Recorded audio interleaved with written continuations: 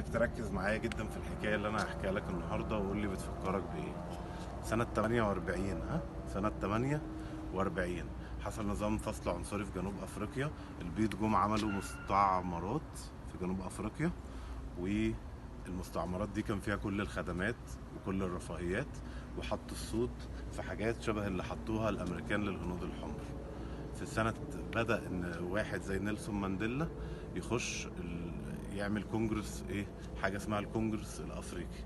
الكونجرس ده كان بيتفاوض، تفكركش بحاجة، بيتفاوض مع البيض عشان ياخدوا حقوق الجنوب أفريقيين والسود، إن هم يخشوا البرلمان ويبقى ليهم حق الانتخاب. طبعا قابلوهم البيض بأكبر جرائم قتل في التاريخ، وبقوا يعذبوهم واعتقلوا القادة بتوعهم. يتسجن الأول، يروح نيلسون مانديلا لدول كتيرة أفريقية، ودول كتيرة ساعدته، دول كتيرة تفكركش بحاجة دي خالص. المهم، بعد ما دول كتيرة ساعدت جنوب أفريقيا من ضمنها مصر وأنجولا وكونغو ودول كتيرة جدا أفريقية تانية، حصل رجع تاني نيلسون مانديلا، وبدأ الكفاح ضد الاستعمار الأوروبي لجنوب أفريقيا.